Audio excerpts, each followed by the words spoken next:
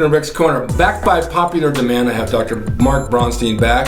He made such a big hit last time on the show. I want to do a series with him on different things and ailments that we have as athletes and bodybuilders and weightlifters and cross trainers and all kinds of stuff, because we all kind of suffer from the same thing with injuries and lack of sleep and nutrition. And one of the things we want to talk about today is being chronic fatigue and sleep deprivation, because it seems to be a big issue with people, right? Absolutely. One of the most common issues. Many people I talk to, including myself when I talk to myself, is I don't get enough sleep. I feel like I'm being starved of good sleep. And I think this is something I want to bring up, and I don't know about any of you out there. I dream a lot. I dream a lot. If you were to put an audio video plug in my head, I'd have a full-length movie recording in my sleep. And those dreams can wear you out. Am I right? That happens to me also, and they wear me out. They do. You wake up exhausted from the dream. Right. Instead of being refreshed, you feel like you just had a workout. Exactly. Sleep. Yeah, that usually occurs when you're first waking up in the morning from REM sleep. That's when we dream the most. The third of 3 cycles that are 90 minutes long, if we sleep that long. Yeah. And we dream. That's why you wake up dreaming in the morning. They did a lot of REM sleep those hours. Yeah, the dreams usually occur. They do occur in the morning. Yeah, and then people tend to work out maybe some unconscious problems they have. I was told that too. So what do you do in a case like that? Is a 20-minute nap in the afternoon good? Well, there was a guy that I saw interviewed on TV that just wrote the history of sleep book. I think he's at Columbia University in New York, and as a historian, and he looked at 10,000 or more years of human history and what is normal sleep. Well, it turned out he looked at it and said that in the last 200-300 years, man started sleeping in a continuous chunk of time, 7 to 8 hours at a time. Yeah. But that's not the way we slept throughout history. Mostly we had what's called bicameral sleep, which is like the 2 humps on a camel.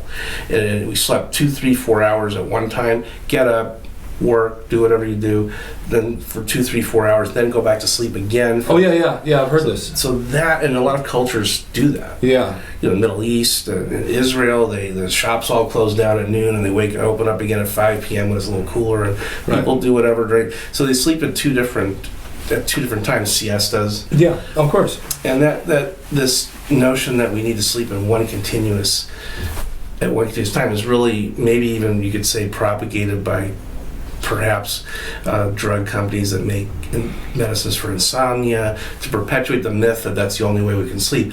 Plus, it's social. We have to get up and work at a certain time, and that constricts when we can sleep. We go to bed at a certain time. Yeah. But a 20-minute nap, for example, I was told, I don't know how true this is, if you go beyond that 20 minutes, you go into another cycle, and if you wake up in the middle, you get more tired.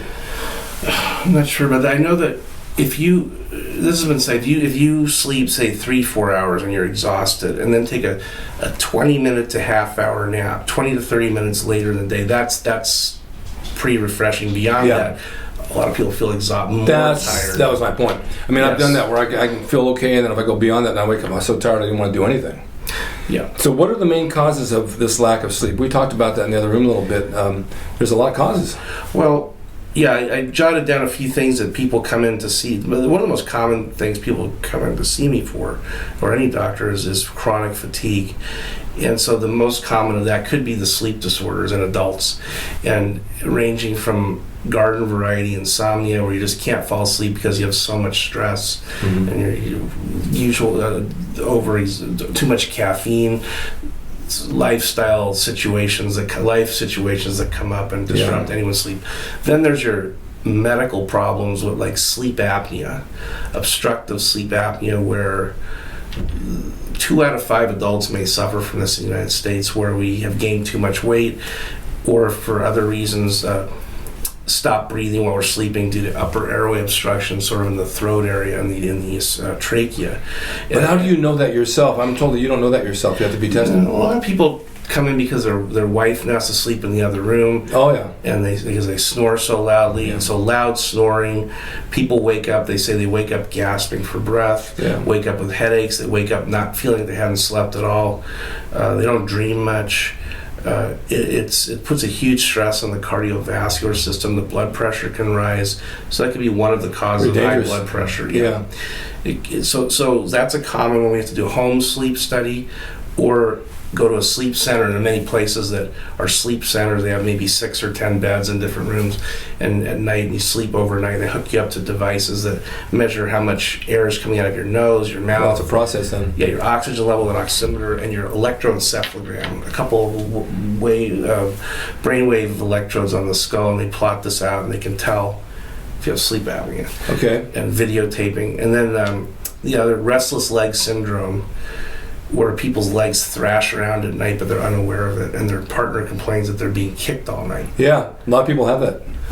I thought I had it. My legs, I'm constantly moving my feet and my legs. Exactly. Variations on that theme. And so And what causes that? well, sleeping, exhaustion, chronic fatigue, so chronic exhaustion makes that worse. Stress makes it worse. It's probably genetic. I'm not sure if anyone's proven that, but it was probably a genetic thing. And one thing that helps that, though, once you diagnose it, say in a sleep center, they videotape your legs thrashing, and you have no other cause for disrupted sleep. Things like Klonopin, maybe a Valium type drug at night, can calm the nervous system down. And some of the medicines used to treat Parkinson's disease can help with restless leg syndrome. What about calcium? Does that calm you down? Not that I'm aware of, but I may not be aware of Well, it. there was a drink years ago that I still have with calcium magnesium, and you mix it with a little apple cider vinegar and warm water, and you drink it down. It calms your nervous system so you can sleep at night. Oh, yeah. So I have it, actually. I used to use it, and it did actually help. But taking medications to sleep, to me, I don't know if I'm right or wrong, it's kind of like false sleep. It's not really real sleep. You know, a lot of the medicines like Benadryls and a lot of over-the-counter sleep aids, that it disrupts your REM sleep, and it disrupts the sleep cycles, which are 90-minute cycles. So some of the time our muscles are just relaxing, we're in deep sleep. Other times we're actively dreaming. There are different phases, and the Benadryl can disrupt it, so you get non-refreshing, non-restorative sleep. The other day, I went to the gym and I worked out. I did a leg workout, which is hard. So I go over to Starbucks and I sat down. I got some coffee outside, and I fell asleep for 12 minutes in the chair, just sitting there. I was just out. Yeah. I woke up and it was like the best nap I ever had for that moment. Well, then there's the extreme, something like the narcolepsy, which is becoming more and more commonly diagnosed, where someone's excited and they fall asleep during a moment of excitement as you're speaking with them. Yeah. And that runs in families. There was a guy I knew that his whole family used to fall asleep in church. They all had narcolepsy. Oh, yeah. The grandparents, the grandchildren, the parents. There'd be he said the whole row in the church would be filled with every generation of family. They're all sleeping during services. That's crazy. They all had narcolepsy. Really? It runs in, yeah. And there are drugs that wake you up, like Ritalin and other drugs, Provigil, that can wake you up. They're used to treat narcolepsy. What about fibromyalgia? Okay, so now fibromyalgia, a lot of people call that the wastebasket term for a lot of different conditions that maybe haven't been discovered or fully investigated yet or named yet. But they're people with chronic fatigue, body aches, non-restorative sleep,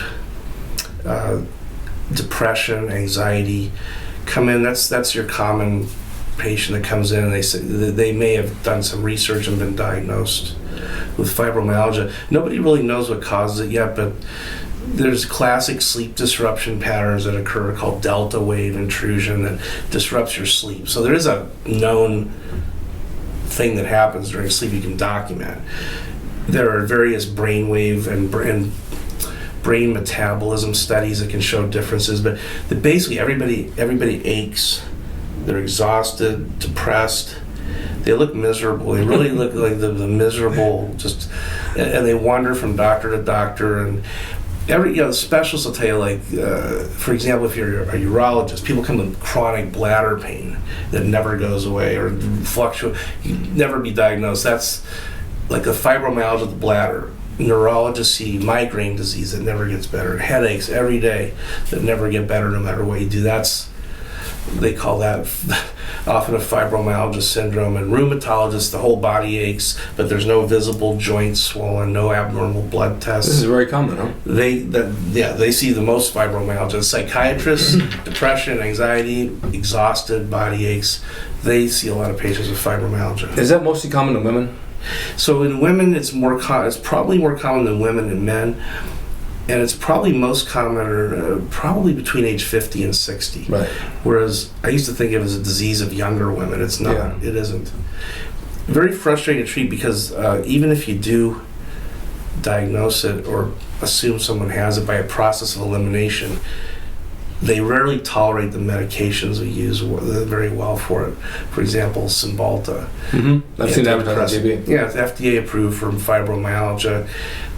It's just that fibromyalgia are often intolerant of even the tiniest doses of medicines. A lot of side effects. Their body's very sensitive.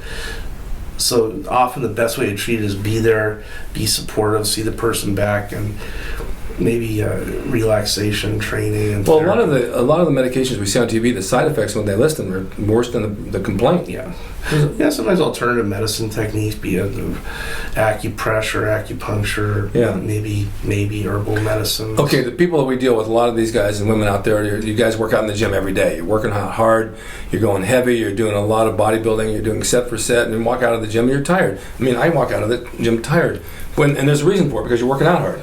Right. So basically, you have to recover from that workout, and that's when you need your sleep and your rest. So you need good sleep. Otherwise, you don't recover. You go back to the gym the next day, you wear yourself down a little bit more, and a little bit more. By the end of the week, you're wearing yourself down so much that you never really recover from anything because you didn't sleep enough to recover from the workout, right? Right. So the key to that is to try to get a little bit every day, at least some sort of a nap or something in between, right? Mm-hmm. Then there's the next thing you see, which is adrenal insufficiency, which is caught on a lot in sort of I don't know if you call it pop culture type phenomena, but it's something that people often think they have, reading about it themselves. True adrenal insufficiency in the medical world is somewhat difficult to diagnose, but it has to do with your adrenal glands perched on the kidneys not working properly and not producing enough cortisol and other hormones, and you get chronic fatigue, maybe low blood pressure, and various abnormalities on blood work, and it can be missed easily. It can be caused by growths on the adrenal gland or destruction of the adrenal glands, but people often self-diagnose that one. And they do oral cortisol tests, and they send them into a lab, and they get them back on their own. You can get them from a journal, a healthcare journal, and just do it on your own. And then then they try all kinds of things, and they don't get better either. Or if they're lucky, they do. They take adrenal extracts, which you can get without a prescription from ground up animal adrenal glands. Yeah, I've had it. And they're in theory you think they would help, but it's often a frustrating route. They often don't, and so there are people that go to their quote adrenal doctor, wherever that person is, and who usually almost never takes insurance. It seems like that's a requirement. They don't take insurance to get better, and charges a phenomenal amount of money so that you don't get better. But you keep going back because it's the guy that's known for treating adrenal fatigue, adrenal insufficiency, and huge area. A lot of times today people self-diagnose because they have the internet. So they look on the internet what the problem is, and probably one of the worst things you can do, because you can find a million things wrong with yourself. Yeah. I mean, you can go crazy with the internet. But the thing is that, for example, all right, we talked about in men, you can be tired from low thyroid. Right. Low testosterone. Absolutely. Low growth hormones. Absolutely. And so what do? You go and you have yourself checked to see what your numbers are, to see if you can take something to bring those numbers up, right? Right. So if I have someone that comes in and says, I'm a very healthy person, but they're always tired, but they want to go on growth hormone, I don't do that first. First, you work them up and make sure they're not tired from something else. Right. You got to find out the source. Sleep apnea, anemia, liver disease, kidney disease. You do a whole blood panel. You do a physical. You do a prostate exam on a man. A woman needs a pap smear, a breast exam. It's a mammogram. You do a whole basic workup any doctor would do, and then you look at this information. You do maybe a growth hormone blood level, testosterone blood levels, 3 different thyroid tests at least, if not 4, not just 1 or 2, and then you take a very careful. The most important thing of all is to spend time with the patient and get a careful idea of who they are. What's their mood like? Do they really suffer from depression, anxiety, stress? Is their marriage falling apart? And more often than not, you'll find that's at least part of it, that there's something going on in their life that's outside of that. Either that or a mood disorder. They have lifelong depression, something like that going on. Or they're being abused, you never know. Yeah, we talked about something in the other room too, about being tired from doing nothing. Yes. That's really common. Yes, I have that. My only exercise, it's bad to admit this, but walking from the parking lot up the stairs, down the stairs to work and back, and I try to walk all day in the hallways at work. But you're busy. I mean, you got patients Pretty all day busy, long. yeah. It's not easy. But I stand a lot. That's my activity. But definitely every time I exercise, less tired. Always less tired. Well, look, here's how it works. I mean, I have friends that don't do anything. They don't go to the gym. They sit home all day. They're retired and they're older, and they get on a chair and they get out of the chair and they go back in the chair and they take a nap. By the end of the day, they're exhausted from doing nothing. Your body just relaxes and you end up doing nothing. So you got to take a nap to get over taking a nap. Kind of. That's right. All right. So what I found also, and I'm sure a lot of you too, when you get up and go to the gym, all of a sudden you're invigorated to do more because it gets everything sparked and going. You get out of the bed in the morning, you're tired, you had a full night's sleep, whether it was good sleep or bad sleep, you still get out. And it takes you a few minutes to wake up and have your breakfast and go to the gym. Once you start hitting a couple of reps here and there or some sort of exercise, you come alive. For me, I come alive, and then I'm okay. Midday, I think I talk to a lot of people because I ask a lot of questions. 20 years old, 30-year-old, 40-year-old people, men and women. Do you get tired midday? People that train with me. Yes, they do. And every one of them I talk to has joint pain. Shoulder or knee or back, for sure. Every one of them has some sort of joint pain at any age. So it's not always an age factor, it's what you put your body through. Yes, and then there are also subtle rheumatologic diseases that may or may not take years to diagnose, like lupus, rheumatoid arthritis. Yeah. In older people, one of the most common, and someone who's older than me is older. I'm 56, so over 60, that's older. They can have a thing called polymyalgia rheumatica, and I've diagnosed that many times, maybe twice a year, but over a 25-year period of time in my career. People have been to many doctors. They have an elevated sedimentation rate. They're over age 60, so they have abnormal blood tests. Over age 60, their whole body aches, but they're weak in certain parts of their muscle. The proximal muscles is very common. They're weak in the muscles closest to your trunk, so the hip, the thighs, and the biceps, triceps, and they have trouble climbing stairs, getting in and out of a car. They can't get in and out of a chair without pushing up with their arms. And when you examine them, their muscles closest to the body, and the legs and arms are weak. Their shoulders ache and their hips ache. God, you're talking about me. And they have an elevated sedimentation rate, or the similar blood test called a C-reactive protein. And what's that from? And they have nothing else. And they may have anemia and a chronic fever too. It's autoimmune disease probably that lasts anywhere from 2 to 5 years, and you treat it with prednisone, and it's a miracle. Really? I had a guy once in the hospital. He had to be brought in a gurney, a young, healthy man, about 45, and couldn't walk. The next day, he walked out of the hospital after one dose of prednisone. All right. How do you test that? So, a blood test called the sedimentation rate, and another blood test called the C-reactive protein, along with your usual array of normal blood tests your doctor does in a physical. So those will be very elevated usually, and then when I'm not sure, I'll give a 3-day trial or a 5-day trial of prednisone. Right. And to have the person comes back, the person with polymyalgia rheumatica will just come back and they'll think you're a god or something. Is that the same as the Medrol pack? It's similar, yeah, it's very similar. It's just a higher dose with different dosing, but yeah. And you'll know within 3 or 4 days if the person has it because all their symptoms are gone. Right. And they like you a lot more. If that doesn't do the job, then what? Well, then you send the person to a rheumatologist if you still suspect they may have it, but they're not sure, and they could have some other autoimmune disease, and see what they think. And then you continue with your workup.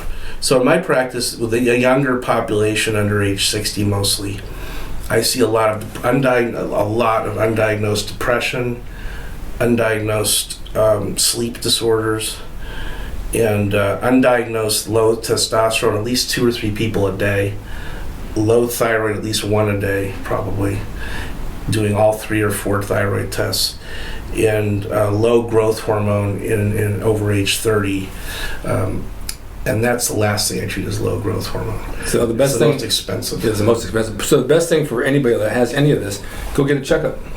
Absolutely, go get a checkup. Yeah, get yourself checked out. See if you have these symptoms, something's going on. Yes. But when you mentioned getting out of a chair and the shoulders hurting, the bicep and the legs, I go through that every time I sit down. Every time I get up, I have injuries from wrestling, but I still go through that, and it's irritating, and it's like I don't even want to get up in a restaurant to go to the bathroom because it's so hard. Yeah. And most of the time it's not some acute, dangerous disease. People think they have cancer, they have some fatal illness. Those are rare. So rare diseases occur rarely in medicine. Yeah. Common diseases occur commonly, and the common diseases usually are not fatal. But warning signs of a severe disease might be, the guy that's 70 years old that smokes 3 packs a day, that's losing 10 pounds a week and hasn't changed anything. Yeah. That's scary. Yeah. The person with bleeding somewhere who shouldn't be bleeding from different parts of their body, that can be frightening. Yeah. There's different warning signs that they're very dramatically abnormal blood tests in many different parts of your body, on many different tests at the same time for physical. That requires a big workup. I've talked to many people who haven't had physicals in over 10 or 15 years, and it's time. You got to go in once a year, get a physical, get the blood test, find out where you are, especially as you get older, because things change on a daily basis. Your body just changes all the time. Yeah. Well, thank you for being here. We can find you located in the city of Sherman Oaks, right. California. I'm right near Sherman Oaks Hospital, 5000 Van Nuys Boulevard, Suite 200. I'm telling you, he's my doctor. You got to go in and see him. He'll take care of you. I mean, I'm very, very happy with what you've done for me. And I might have that test that you were just talking about just to see if I'm... Well, I think we've probably done it, but I'll check. Okay. Thank you, doctor, for being here. Thank you. And we'll have him back. We'll talk about more stuff. If you have anything that you'd like him to talk about, just mark it on my YouTube, and we'll come back and we'll give you the whole rundown and anything you want to know. Thanks for watching Rick's Corner, and we'll see you next time.